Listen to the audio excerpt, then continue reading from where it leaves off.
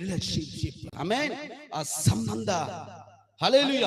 ಮಾರ್ಕನ ಸುವಾರ್ತೆ 5ನೇ ಅಧ್ಯಾಯ 7ನೇ ವಾಕ್ಯ. ಸೈತಾನ ಹಿಡಿದವನು, ಸೈತಾನನಿಂದ ತುಂಬಲ್ಪಟ್ಟವನು ಕೇಳ್ತಾನೆ, ನನ್ನ ಗೊಡವೆ ನಿನಗೆ ಯಾಕೆ? ನನ್ನನ್ನು ಕಾಡಬೇಕಂತ ಇಲ್ಲಿ ಬಂದಿದ್ಯಾ? ಯಾರು ಹೇಳ್ತಾರೋ? ಸೈತಾನ ಹೇಳ್ತಾನೆ. ಅವಾಗ ಹೇಳ್ದೆ ನಾನು, ನನ್ನ ನೋಡಿದಾಗ ನಿನ್ ಕೋಪ ಬರ್ತದೆ, ಅಲ್ಲಿ ಕಸ್ತಿ ಅಂದ್ರೆ ನಿನಗೇನೋ ಒಳಗಡೆ ಆಗುತ್ತೆ ಅಂದ್ರೆ ಸಮಥಿಂಗ್ ರಾಂಗ್.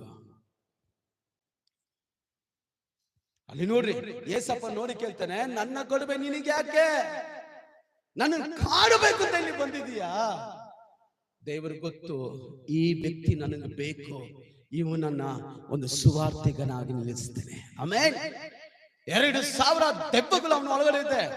ದೇವರು ಅವನಿಗೆ ಬಿಡುಗಡೆ ಕೊಟ್ಟು 15ನೇ ವಾಕ್ಯ ಹೇಳ್ತದೆ, ಅವನು ಸ್ವಸ್ಥ ಬುದ್ಧಿ ಉಳ್ಳವನಾಗಿ ದೇವರ ಪಾದದಲ್ಲಿ ಕೂತಿದ್ದ.